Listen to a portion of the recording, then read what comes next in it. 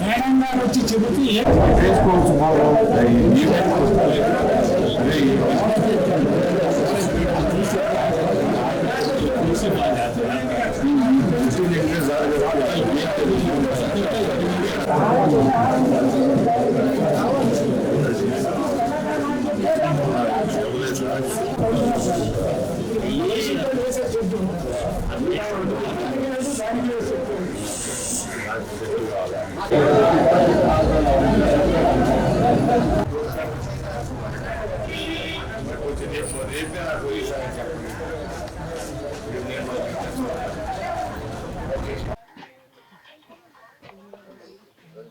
విజయవాడ నగరానికి ఉన్న ఏకైక దోబీఖానా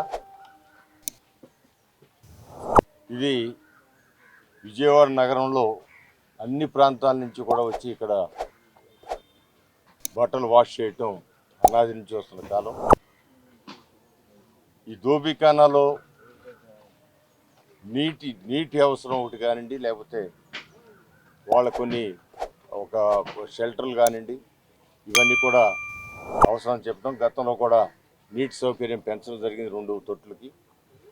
ఒక తొట్టికి చాలా రోజుల నుంచి వాళ్ళు అడుగుతున్నారు, ఎందుకని అది మెటీరియలైజ్ కాలేదు. వాళ్ళు చూసి నేను కూడా ఆశ్చర్యపోయాను, ఎందుకంటే చాలా సందర్భాల్లో చాలా తక్కువ ఖర్చుతో అయ్యే బోర్ ఎందుకు వేయలేకపోయామని. ఖచ్చితంగా ఈ వారం రోజుల్లో ఆ బోరు ఉండే అధికారులు కూడా చెప్పడం జరిగింది. మీరు వేయలేకపోతే నేను నా సొంత డబ్బులు వేస్తామని చెప్పాను. కాదండి, వేస్తామని చెప్పారు. నేను మా మిత్రులకు కూడా చెబుతున్నాను, ఈ వారంలో కనుక పూర్తి అవ్వకపోతే ఒకసారి నా దృష్టికి తీసుకురండి, తర్వాత మనం వేసుకుందామని. నాకు తెలిసి ఈ వారంలో అయిపోద్ది. ప్రధానమైన సమస్య అది. అదేవిధంగా ఆ తొట్టికి షెల్టర్ కూడా అడిగారు, 2 తొట్టులకి షెల్టర్ కూడా అడిగారు. ఆ షెల్టర్ నిర్మాణానికి కానివ్వండి, లేకపోతే ఇంకా అవసరం ఉన్న ఈ డ్రైనేజ్ సమస్య కూడా ఉంది ఇక్కడ. అదేవిధంగా టాయిలెట్స్ కూడా గతంలో 4 టాయిలెట్లు కట్టించడం జరిగింది. దాంట్లో 2 పని చేయట్లేదు అన్నారు. వీటన్నిటి కూడా క్లీన్ చేసి పరిశుభ్రతకి అత్యధిక ప్రాధాన్యం ఇచ్చే వ్యక్తి నారా చంద్రబాబు నాయుడు. ఎప్పుడు కూడా పరిశుభ్రంగా ఉండాలి, సామాన్యులకి మౌలిక సదుపాయాలు కలిగించాలి, వాళ్ళకి ఎలాంటి పొల్యూషన్ లేకుండా ఇబ్బంది పడకుండా చేయాలనేది. ఇక్కడ పక్కనే స్వర్గపురి ఉంటాం, ఇదంతా స్వర్గపురి స్థలం కావటం, దాని నుంచి వచ్చే పొగ వలన సమస్య ఉన్నా అది వాళ్ళకి వాళ్ళు కూడా దానికి గతంలో కూడా ఖర్చు పెట్టి కొంత చేయడం జరిగింది.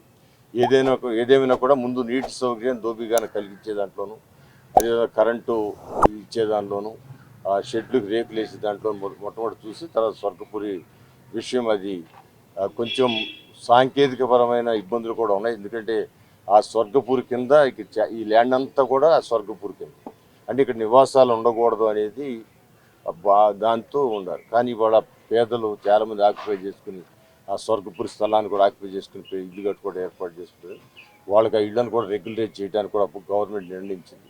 అందువల్ల ఈ లేటెస్ట్ టెక్నాలజీతో ఆ ధూళి రాకుండా ఏం చేయాలన్నది ఒకసారి సాంకేతిక పరంగా ఇంజనీర్లతో డిస్కస్ చేసి దాన్ని పరిశీలిస్తాం.